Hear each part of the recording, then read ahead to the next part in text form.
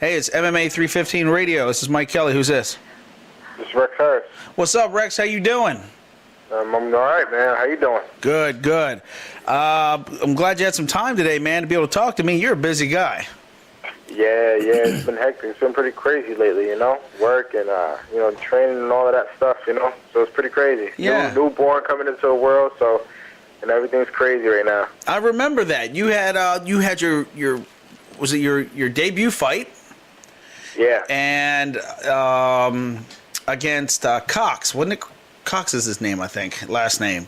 Yeah, I believe so. But Cox or something. I forget the guy's name. I think it was Cox. Yeah, I think it's Chris Cox or something like that. Right. Fox or something. What the hell? I know the guy.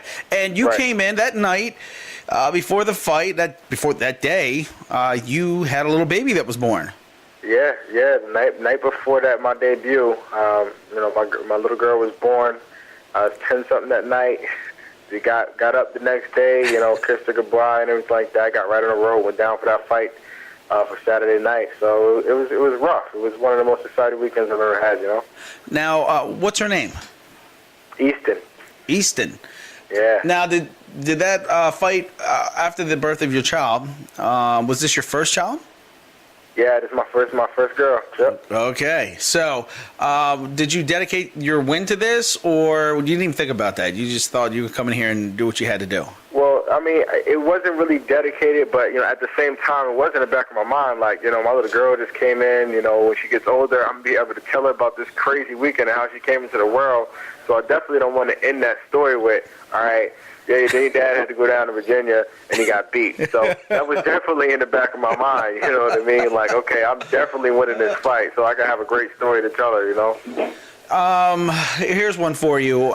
Did you have any reserves about not taking this fight once you knew the baby was on its way? Was in the back of your mind, like, I'm not going to go? Or...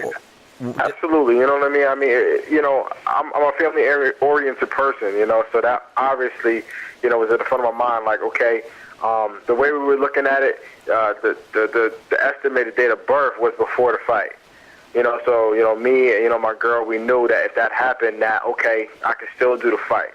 But if the baby was going to, look like it didn't come until after the fight, I might have had to cancel on the fight because I definitely wouldn't want to miss, the birth of my child. Yeah, then so everything just kind of worked out, perfectly. I believe that, things happen for a reason. So I believe that the fight was meant to take place. I believe, and she came right on time for that.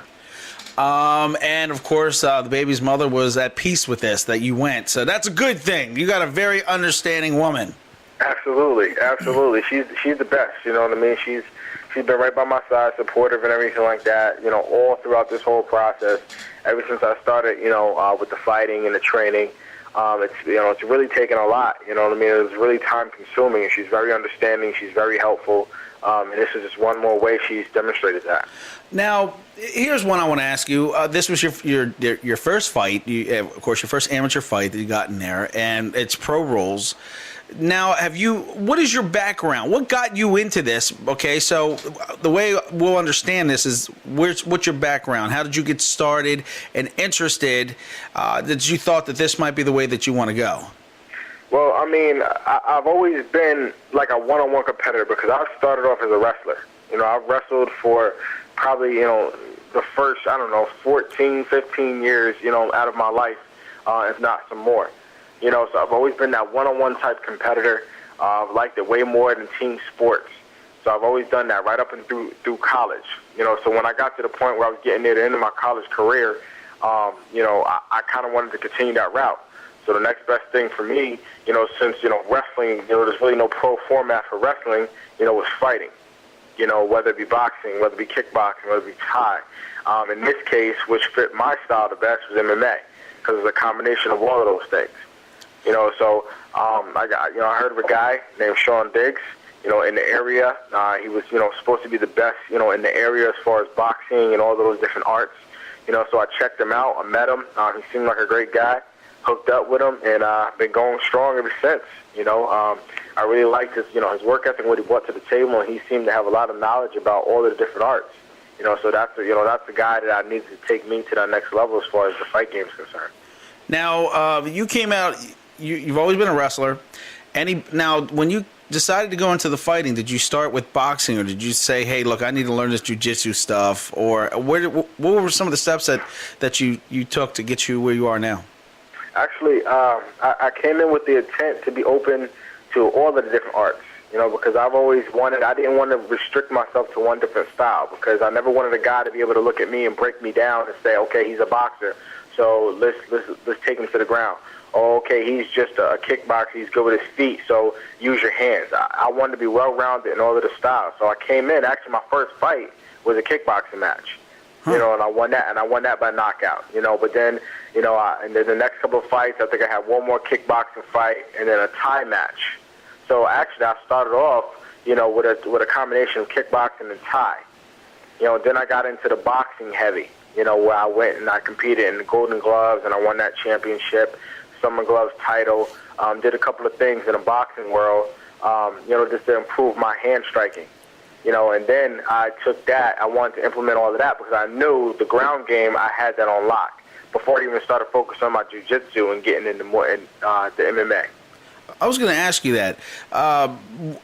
Because you have a background in wrestling, and apparently boxing's easy for you. You got heavy hands. You don't have to tell me. If you got Golden Glove in summer, you got heavy hands, okay? And I know you got style. Okay, I've seen you. I know you have what it takes. But, it doesn't hurt to know, and it doesn't hurt your confidence level knowing that if you just catch one, if they just catch one of these, the chances are is you're going to really hurt them. Right. So, were you worried when you started taking jiu-jitsu that you might lose some of your wrestling in the midst of it? No, not really. I really felt as though that I feel as though some guys may have problems with that because of the style of wrestling, but I feel like my style of wrestling just blends perfectly into the jiu-jitsu. I feel as though I've always had the ability to adapt to whatever it is that I was learning. I think I demonstrated that in the stand-up world, and I knew it was going to be just the same when I started doing the jiu-jitsu. Working with a guy, Jimmy Hedis, pro, very successful in the game right now, and everything that he's been working with me, I've been able to take, incorporate it, and make my own, and translate it into my own game. So I really wasn't really worried about that. I think it's kind of interesting is that wrestlers really, in my opinion, and it's just my opinion, is that wrestlers have the upper hand in mixed martial arts. Now, like you said, you didn't want to be being called one thing or another, so they could try to use this or that on you. What we're finding now that a lot of the new fighters coming up and through the mixed martial arts is that it's really not that anymore. You're hybrids. There is not one thing about you. You guys can do multiple things. And what's fucking everybody up is you wrestlers coming in here and finding all the loopholes in jiu-jitsu. And basically, and I quote it all the time on the air, and that is, wrestling breaks the will of its opponent and jiu-jitsu does not. And that's what you guys do. And if you're comfortable in your back against a wrestler, you're fucking crazy. Because if you're in a half guard, your chances are you're going to get your ass kicked. That's probably where they've really been able to show the success of a wrestler is if they stay in a half guard. You can't put me in a triangle. You can dominate and press your will upon this guy as long as it takes, because now this dude has to get up because you got the points. Now, you didn't get a chance to demonstrate that in your first fight. As a matter of fact, it happened so damn fast. You hit him with your knee, right? Because I was commentating that. I thought it was a knee because his head was. I kept trying to figure out why is he putting his head down so low, but I realized you were pushing it down on him. Right. Yeah, his head just happened to me. He's right there, and I was trying to maintain my position with him up against the cage, and he was eventually he was blocking my knee. So I was just kind of trying to be patient. I didn't want to rush anything. But as soon as he moved that hand to do something else, it was like it was there, and he went down. It was like you hit a damn fly. I was like, pow! I was like, did you hear that? I was like, what happened? We're sitting there. Terry, the other guy commentating with me, he goes, I think he hit him with a knee. I said, no, that quick? I mean, he dropped. It kind of like when he hit him, he was like, I had enough. You know what I mean? He was just politely going, forget this. This is not going to work for me. And I got to tell you, Rex, what is your name when you come out? You going by T-Rex? Is that what you're going to go with? I am going to be going with T-Rex. To me, I mean, that's been a name that's been with me for so long. It's like not even funny. Ever since I was little, Papers, when I was in, collegiate sports back in high school, that's what they called me. So I'm going to stick with that. Now, what's up with that big ass tattoo on your back? It's huge, dude. Listen, it's just something I've always wanted to do. I started it maybe about 2.5, almost 3 years ago. I've been doing it off and on. I love it. It's mostly tribal with some Egyptian theme into it. Because originated. That's where the origins is. That's where it all began over in Egypt. So I wanted to have something attributed to that. Yeah, it's huge. I saw it. I was like, look at this guy. I was like, it's not only that you're diesel and you scare the shit out of people, you're going to have a hard time getting fights. I know this. Once they realize it, they're just going to go, this is probably not a good idea. And I think I spoke with your manager, and I told him, I said, you better get him get him some quick amateur fights and get him pro, because once it gets out about you, there's nobody gonna want to play with you. And even in the pro, there's gonna be hard getting your ass some fights. Now what weight are you gonna go into also? Oh, right now I'm doing 205, but I'm eventually gonna get down to 185. That's my goal. Because I have goals to basically hold belts at multiple different weight classes. I know even in the UFC right now, I think, maybe a couple of guys have, won titles at 2 different weight classes. Mm-hmm. If I could do it in 3, that's my goal. You would be the first. Absolutely. So you look at heavyweight, light heavyweight, middleweight? I can go that light heavyweight, I can go that middleweight, and I can see myself getting down to welter. No way. I can see myself getting down. I've done it before. I've in college. I came down from maybe 205 to wrestle at 174, so that's not too much of a difference.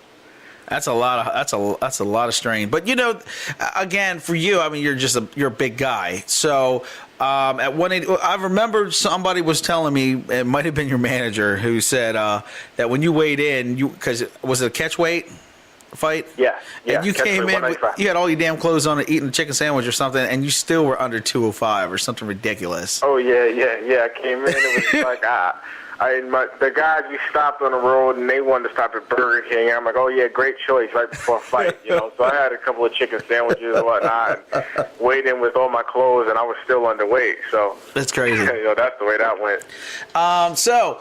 You have anything lined up yet? Because to be honest with you, you took no damage. Nothing really happened, and you could have fought the next week. Yeah, actually, I'm scheduled to fight again here in York, PA, on February the 19th. Okay. With who? The guys right now, it's up in there. I'm going to be fighting on that card. The one guy he kind of dropped out, so you got another guy lined up. Really? Dropping out on yet. you? I'm surprised. There's going to be a dropout for you. So is it Central Pennsylvania Warrior Challenge? They're looking for you to do something there? I think that's where you're going to go. Warrior Challenge? Yeah. I'm open for anything. I'm just looking for, like I said, guys, it's been a struggle as far as even getting fights. Mm-hmm. You know what I mean? So, I'm basically looking to get in, wherever it's good, wherever the competition is, wherever guys, are able to step up to the challenge. Because that's been the most frustrating thing for me in this game, because when I got in it, in collegiate sports, wrestling and things of that nature, the fight, you just show up and you wrestle. It's just kind of like laid out for you and scheduled. I never experienced this whole thing where guys, they back out and they find out who they're fighting and they don't want to fight. I've never experienced anything like that. So that's kind of frustrating to me. So I'm just kind of looking for anybody out there, who's ready to step up to the plate and put up the challenge, because, I just want to compete. You know what I mean? You just want to get warmed up. You don't want any cage rust or anything. But here's the thing, too. Your resume is what's telling everybody not to. Collegiate wrestler, boxing, ass-kicking boxing on top of that, Golden Gloves, summer. And then we're going to go, we played around a little kickboxing on top of that. And what's interesting to me as being a wrestler is that you were able to transition really well with your boxing, with your wrestling. Because a lot of wrestlers have a hard time with that, especially in mixed martial arts. And apparently it's natural for you. So you got a lot of strikes, buddy. Like I said, you might be one of those rare guys who gets only 1 or 2 and you're going pro, because at least the guy get into the ring for a couple bucks, for God's sake, instead of thinking, I'm getting a free ass kicking. It's just free. I'm coming here. This ain't even experience. I'm going in here as a fucking underdog. Nobody wants to think they're an underdog in a fight. but they know they are going up against you, Rex. Oh man. Well, hey, I guess I could look at it and be flattered, but at the same time, it's disappointing because, like I said, I'm a competitor, man. It's what I got to do. I have to fight. Like I got a meeting with my coach and my manager maybe a couple nights last week sometime, and I just told him, look, I just need to fight. You guys need to feed me, because that's what I need. I know. You tell your manager. You tell him, hey, I need some fights. That's your job. Come take care of me. See, that's right. Now, Rex, for people who don't know, now that you've made this turn into this arena of mixed martial arts, is it any different than maybe what it was like being a part of boxing? Let's see. Yeah. No, not really. Not as far as on my end, as far as my preparation and everything like that. It's not. As far as the actual competition, it's more. I think it's more comfortable for me than boxing. Because there's so many different elements that tie into what I already did prior to getting into the game. Right. So in that aspect, I would sit there and say, it's different in that way. But the competition, the preparation, all of that stuff, the mindset that I have to have, all of that stuff is the same. It's just a different way of going about getting it done.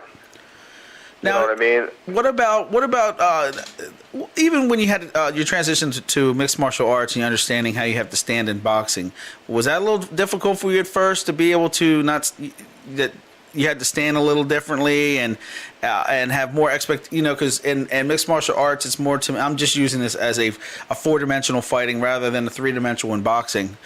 For you to transition to still having the same power and feeling comfortable in the way you're standing. Did you have to work on that for a while? Well, yeah. I had to work on it. I wouldn't say I had to spend excessive amount of time on it because I consider myself an unorthodox fighter anyway. So it allowed me actually to have a little bit more play with my stance and a little bit more play with my striking because I didn't have to stand like a traditional boxer. I didn't have to take certain stances and certain moves certain ways. I can move a little bit more unorthodox in styles because most of those guys in MMA they don't move like boxers. They don't have that same rhythm. I was going to say that. Thank you. I noticed in boxing it's an unspoken word for two boxers, but there seems to be a rhythm in the ring that they move in. Right. You could see the footwork, and I don't know in mixed martial arts do I really pay attention, but I don't see a lot of footwork going on in mixed martial arts. No, not at all. There's definitely a gap there between boxing and the MMA world as far as that rhythmic pattern, that boxing style, that technical style. It's more just freestyle, freelance guys in there just kind of having a brawl. Is what I see for most part. Right. So I'm trying to sit there and combine all of the elements and bring the technical aspect to MMA. Yeah, you do that little footwork and switch it back and forth like you're trying to make up some static. You're going to fuck up one of them mixed martial artists' mind thinking, what the hell is he dancing his feet around in here for? Then you go pop him on top of his head. You're doing them trick things now. You can start playing games with them. That's what it is. Gotta bait them. You gotta bait them into the trap. It sounds like also at least it keeps you entertained to give you some more creativity in the ring, and that's what we're going to see here. So February you're going to be in Pennsylvania. You got a fight coming up there. Right. Do you have anyone you want to give a shout out to? This is your chance to say hi to any of your sponsors, friends. You got the floor, Rex. Yeah, absolutely. I just want to give a shout out, to first and foremost, World Class Boxing. They're the ones, who founded me, who put all of this stuff into me. I really appreciate it. Everybody who affiliated with, Sean Diggs, what I mean, all my training partners, Kevin Hollick, Jimmy Hedis, Lee, Gretchen. All of you guys, everybody who's helped me, make it this far, especially you and I were talking about my girl and, how she supported me throughout all of this stuff. Her family, her mom, her dad, been very supportive. My mom, my dad have been very supportive. My brothers, my sisters, everybody. Max Muscle, they have been, been supportive. They sponsor me and everything like that. Have been helping me out a lot, and they've stood by me. my job, all the coworkers are helping me, giving me time, to go to these fights and make time, working with me in that aspect. I really appreciate all of it, everything that everybody's ever done to me. Mike Malice, my manager, and all the stuff that he's putting into me, and helping me out. Everybody, Chris McCray, you know what I mean? He's really been, inspiration. And everything like that, and where I'm trying to go to his accomplishments. MMA Melee, obviously, you know what I mean? Throwing them out there, they doing big things right now, and it's just been a blessing, man, all the way around the board. I just want to throw out there, I appreciate it, and words can't even express how much I appreciate all of those individuals that I mentioned, and then some, who've helped me and been responsible for me getting to where I am today. And you know what? I'm gonna make the best of it. I'm gonna do big things, and I promise you, we're gonna get to where we want to be. I'll tell you this much too, Rex, is once you get that big contract, we're going to come back together in the studio here. We're going to listen to this interview, and you're going to laugh because you see how far